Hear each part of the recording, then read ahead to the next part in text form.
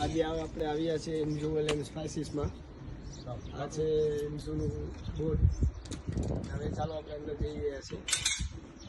કેવું છે કામકાજ? આ મેઇન ગેટ છે, આ બાજુ ઓફિસ છે. ચાલો આપણે જઈએ ઓફિસ બાજુ.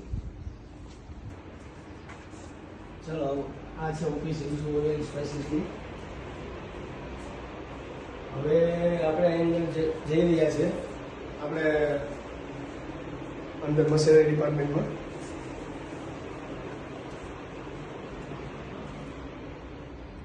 આ છે આખી એ લોકોની પ્રોસેસની જે થીમ છે એ બતાવે છે બધું. અને આ બાજુ છે બધું મટીરિયલ. આજે આને સુકવવા માટે નેચરલ હવામાન તાપ લાગે ને ત્યાં નીચે સુકવવાનું હોય છે, જેનાથી હિસાબેની ટેસ્ટમાં ફરક ના પડે. આ બધા મટીરિયલની પ્રોસેસ ચાલુ છે. આ એકદમ સુકાઈ જશે ને પછી આને ગ્રાઇન્ડિંગ મશીનમાં જવા દઈશું આપણે. આ છે મેન્યુફેક્ચરિંગ યુનિટ મશીન છે, પેકિંગ મશીન.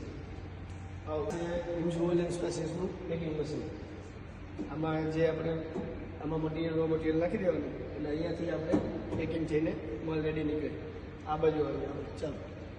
આ છે મિક્સિંગ મશીન, જેમાં કે ગરમ મસાલો બધા અલગ અલગ પ્રકારના મસાલા આવતા હોય તો બધું એનું જે આપણે સેટ કરીને આમાં નાખી દેવાનું એટલે પ્રોપર મિક્સ થઈ જાય. પછી મરચી હોય ચીલી પાવડર, તો તેનામાં છે ને તેલનું નોર્મલ બોલ આપણે જે ગુજરાતી ભાષામાં કહીએ ને તો મિક્સ કરવું પડે, એ બી આમાં થઈ જાય. અને પછી નીચે ચોકી રાખીને અને ડાઉન કરીને એ મટીરિયલને પછી પહેલાં પેકિંગ મશીનમાં નાખી દેવાનું એટલે પેકિંગ થઈ જાય. આ છે આપણું ગ્રાઇન્ડિંગ મશીન. આમાં મટીરિયલ આ બે થ્રુ મટીરિયલ આમાં આવે, આમાં ગ્રાઇન્ડિંગ થાય. અને આ આખું એસએસનું છે. આ વસ્તુ છે ને એમએસ વધારે છે, આપણે એસએસ રાખ્યું છે કારણ કે સારી વસ્તુ લોકોને ક્વોલિટી આપી છે અને ચોખ્ખાઈ આપી છે. અને આમાં આ મશીનમાં છે ને એ મટીરિયલ આમાં આવે વેક્યુમથી અહીંથી ખેંચી લે અને ગરમ હવા હોય ને એ બધી બહાર કાઢી નાખે આના થ્રુ.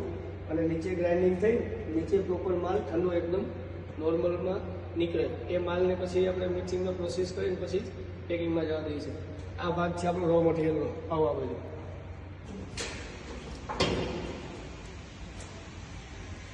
આ છે તે મશીન છે, ડ્રાયર મશીન કહેવાય.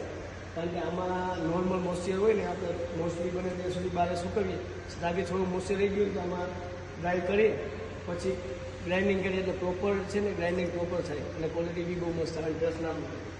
આ ગ્રાઇન્ડિંગ મશીન છે. આ અમારો સ્ટોક એરિયા છે. અમારી બીજી તો મોટી જગ્યા છે સ્ટોકની, પણ અત્યારે ટાઈમ પર અમને જેટલી જરૂરિયાત પડે ને તે મોટી લઈને લાવીએ છીએ.